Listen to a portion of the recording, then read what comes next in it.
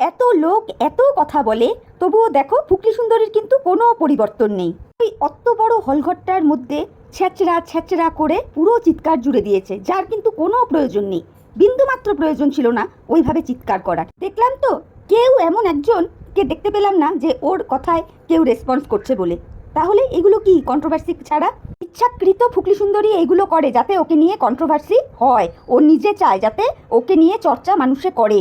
ও ভালোই জানে এইরকম করলে এইগুলো নিয়ে কন্টেন্ট হবে। ও কাকে ছ্যাঁচড়া বলছে কি বলছে ওই জানে, কেউ তো উত্তর দিচ্ছে না। ও ছ্যাঁচড়া ছ্যাঁচড়া করে চিল চিৎকার করেই চলেছে তো করেই চলেছে। মানে কি বলবো, জাস্ট কিছু বলার নেই ওকে। ন্যূনতম নিজের সেলফ রেসপেক্টটুকু নেই, ছ্যাঁচড়া ছ্যাঁচড়া করে চেঁচিয়ে যাচ্ছে।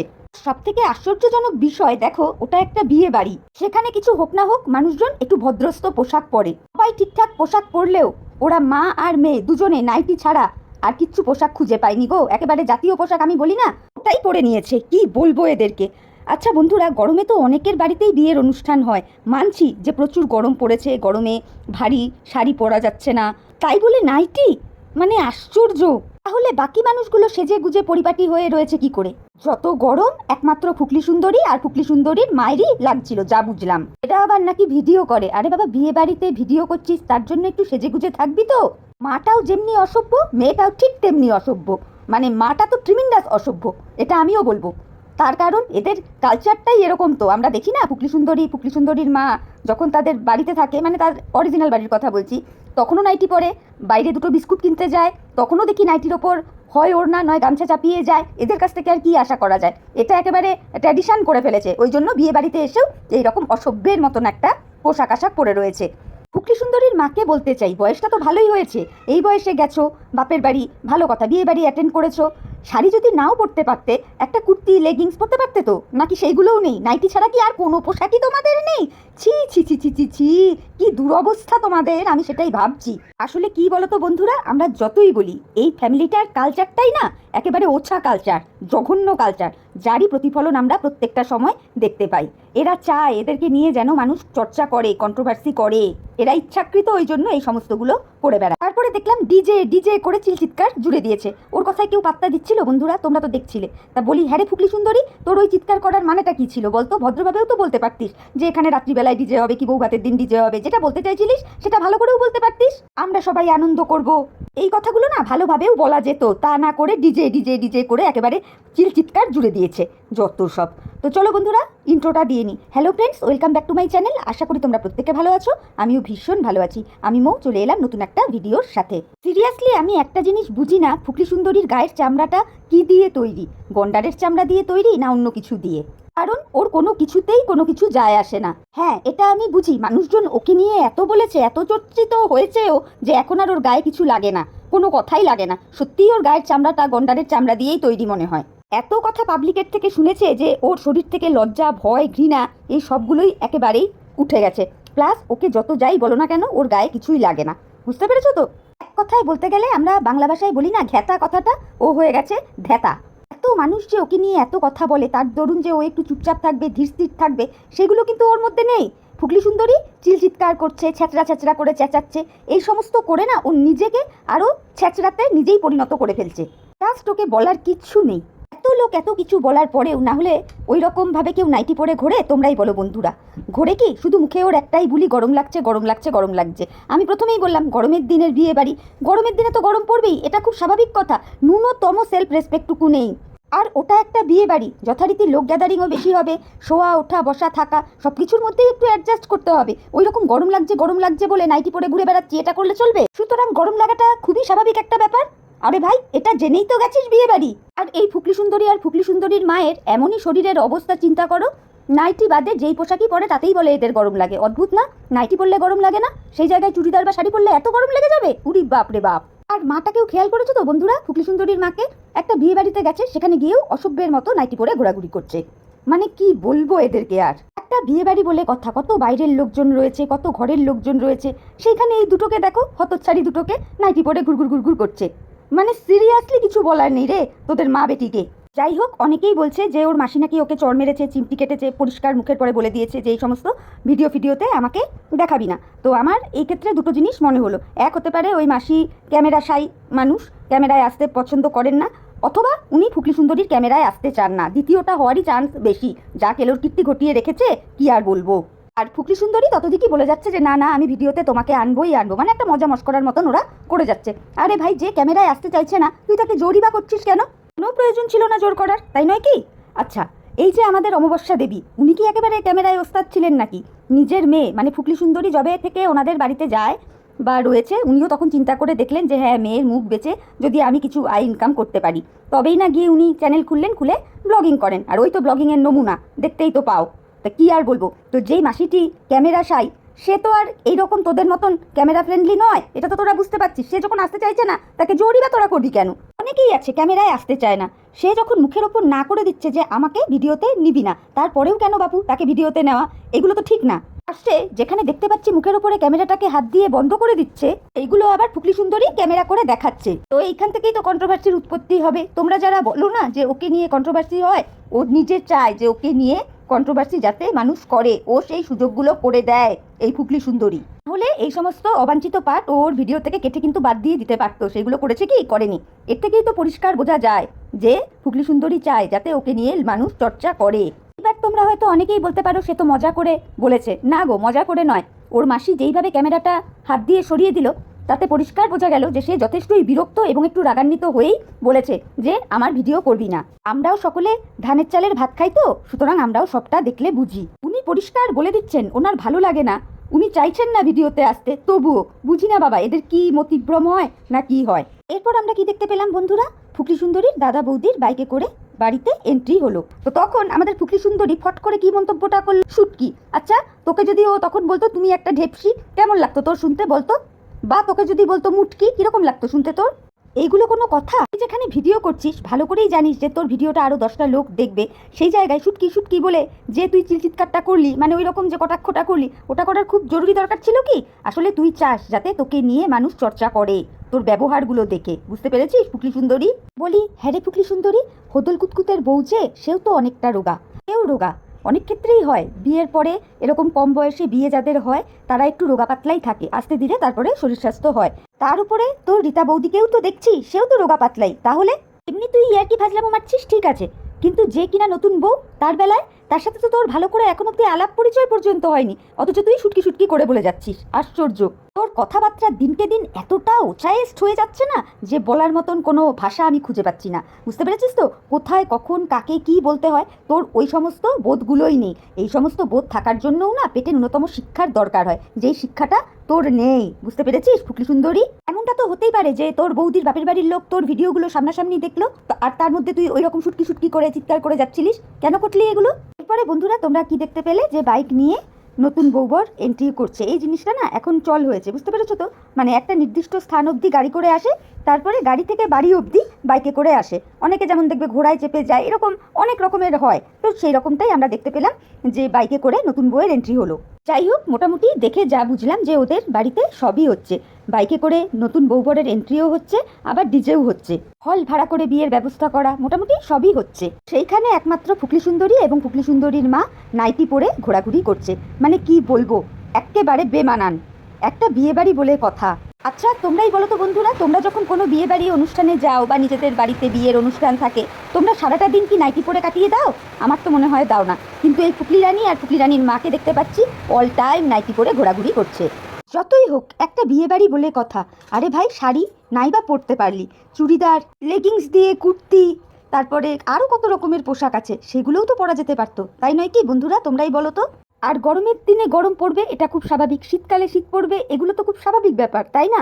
আমরাও তো বিয়ে বাড়ি অ্যাটেন্ড করি, আমাদের বাড়িতেও বিয়ের অনুষ্ঠান হয়, তাই বলে আমরা কি কেউ নাইটি পরে ঘোরাঘুরি করি এই মা বেটির মতো?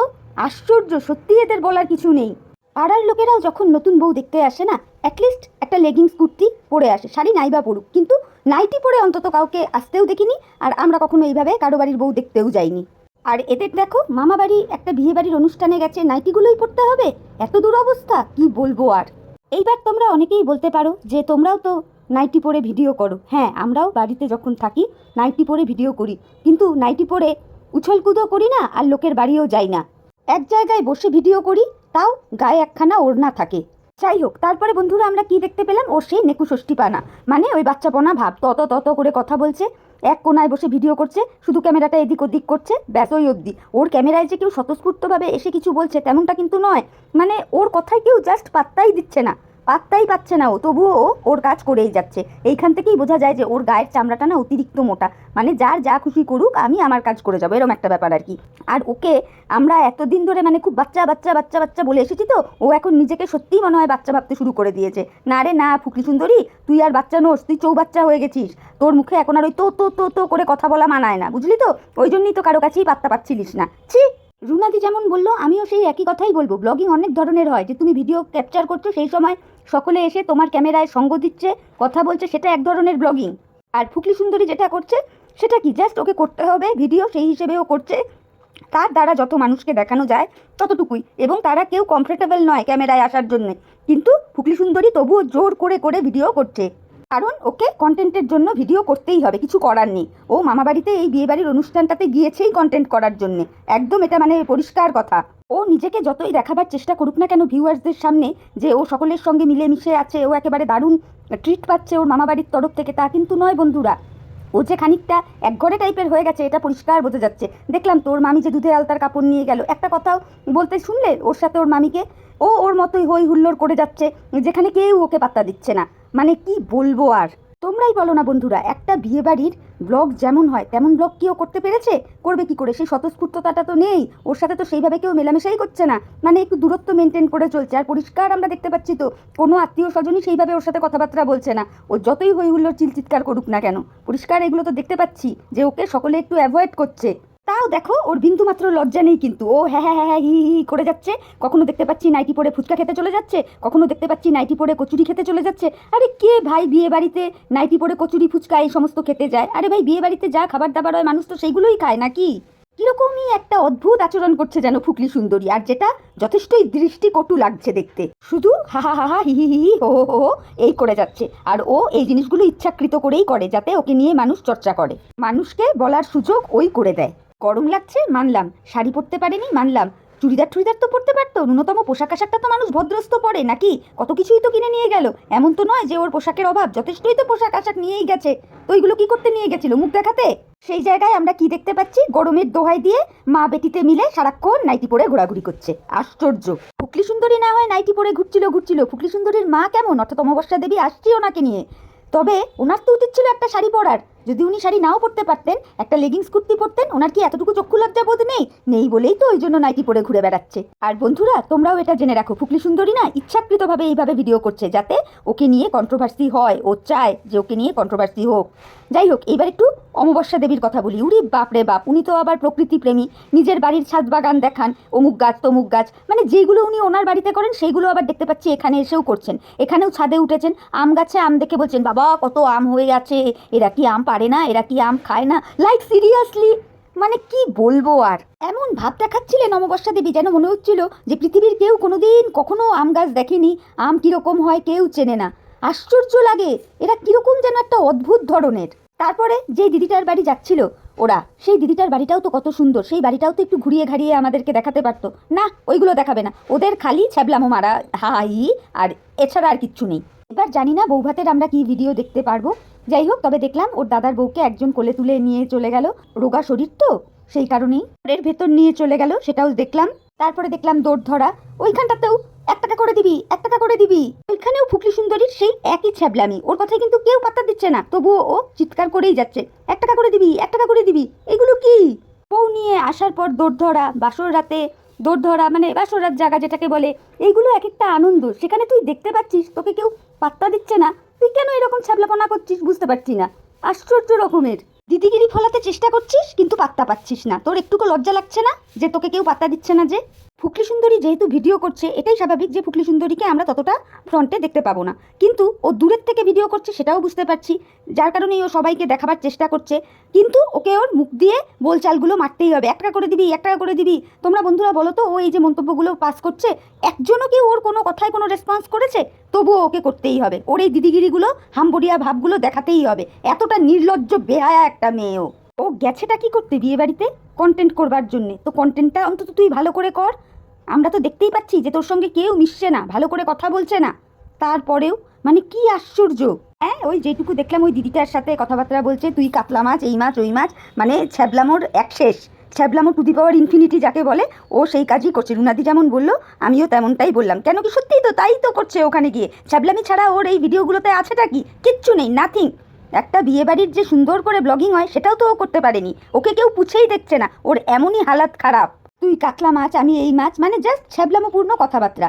অনেকে বলছে যে ওকে নিয়ে এত বাজে কথা সবাই বলছে, সেই জন্যই ও কোনো রেসপন্স করছে না। যে কিনা এই ধরনের ছ্যাবলামো দেখায়, ওকে কে রেসপন্স করবে ওর কথায়? কে করবে ওর কথায় রেসপন্স? বা কে ওর ভিডিও দেখতে যাবে? আর এরপরেও যদি ও আবার মুখ করতো না, তাহলে আরোই ওর ভিডিও মানুষ দেখতে যেত না।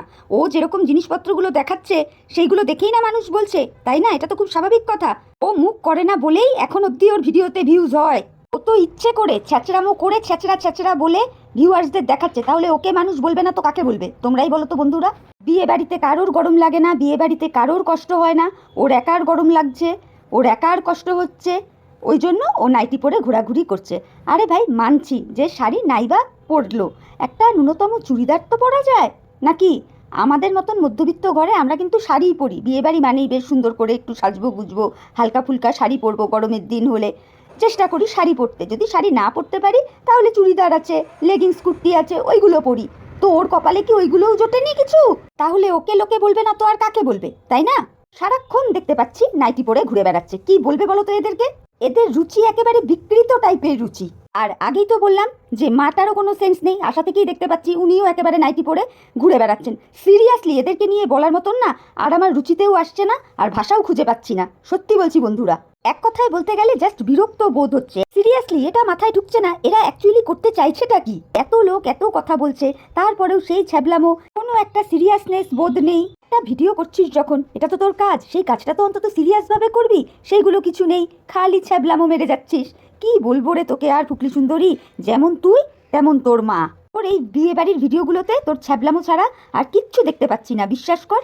তুই জানিস না বিয়ে বাড়ির এই ধরনের কন্টেন্ট ভালোভাবে করলে কত ভিউজ হয় জানিস? আশা করি তোর জানা উচিত, তোরই তো মনে হয় ব্লগ আছে তাই না, যেখানে প্রচুর ভিউজ তুই গেইন করেছিলিস। তখন অবশ্য তুই মিত্রবাবুর সাথে বিয়ে বাড়িটাতে গিয়েছিলিস, সেখানে গিয়েও ব্লগ করেছিলিস। ওটা যতদূর সম্ভব তোর রীতা বৌদির বিয়ের ব্লগ ছিল। 1,83,000 না কত এরকম ভিউজ তুই গেইন করেছিস, আর সেখানে তোর এই ভিডিওগুলোর ভিউজ দেখ, কি বলবো আর। এত সুন্দর একটা বিয়ে বাড়ির অনুষ্ঠান ছিল, তুই চাইলে ভালো করে কন্টেন্টটা করতে পারতিস, কিন্তু তুই সেটা করলি না।